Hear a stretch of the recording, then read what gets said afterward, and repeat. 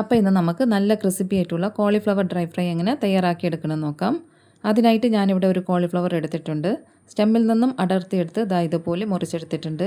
ഇനി നമ്മൾ ശ്രദ്ധിക്കേണ്ട കാര്യം, ക്രിസ്പിയായിട്ട് കിട്ടാൻ വേണ്ടി ചൂടുവെള്ളത്തിലൊന്നും ഇടാതെ മഞ്ഞൾപ്പൊടിയും ഉപ്പും ചേർത്ത് നോർമൽ വെള്ളത്തിലിട്ട് കഴുകിയെടുക്കേണ്ടതാണ്. ഇതൊരു 5 കപ്പ് കോളിഫ്ലവർ ഉണ്ടാകും. ഇതിലേക്ക് ഒരു ചെറുനാരങ്ങ പിഴിഞ്ഞത്, പാകത്തിനുള്ള ഉപ്പ്, 3½ ടീസ്പൂൺ കാശ്മീരി മുളക് പൊടി, 3/4 ടീസ്പൂൺ മഞ്ഞൾപ്പൊടി, 2 ടീസ്പൂൺ പെരുംജീരകപ്പൊടി, 1½ ടീസ്പൂൺ കുരുമുളക് പൊടി, 2 ടീസ്പൂൺ ജിഞ്ചർ ഗാർലിക് പേസ്റ്റ്, ചെറുതാക്കി അരിഞ്ഞെടുത്ത കറിവേപ്പില, ഇതെല്ലാം ചേർത്ത് നല്ലതുപോലെ ഒന്ന് കുഴച്ചെടുക്കാം. ഈ സമയത്ത് വെള്ളമൊട്ടും ചേർക്കാതെ തന്നെ മിക്സാക്കി എടുക്കേണ്ടത്.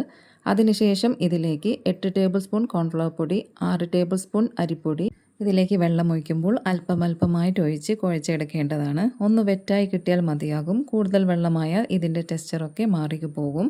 മിക്സാക്കി എടുക്കുമ്പോൾ തന്നെ ഒന്ന് ശ്രദ്ധിച്ചാൽ മതിയാകും. ഇനി മീഡിയം ഫ്ലെയിമിൽ വെച്ച് ചൂടായി വരുന്ന എണ്ണയിലേക്കിട്ട് 2 മിനിറ്റ് വരെ വെക്കാം. അതിനുശേഷം മാത്രം ടേൺ ചെയ്ത് കൊടുക്കാം. അതിൻ്റെ മുമ്പേ മറിച്ചിട്ടാൽ മുകളിലുള്ള കോട്ടിങ്ങൊക്കെ ഇല്ലാതാകും. അങ്ങനെ തിരിച്ചും മറിച്ചും ഇട്ടെടുത്താൽ നല്ല ക്രിസ്പി ആയിട്ടുള്ള കോളിഫ്ലവർ ഇവിടെ റെഡി. നിങ്ങൾ ഈ രീതിയിലൊന്ന് ട്രൈ ചെയ്ത് നോക്കൂ. എന്തായാലും ഇഷ്ടപ്പെടും. അപ്പോൾ കൂടുതൽ കുക്കിംഗ് ആൻഡ് ഹെൽത്തി റെസിപ്പീസ് ആയിട്ട് വീണ്ടും കാണാം. Okay, bye, see U.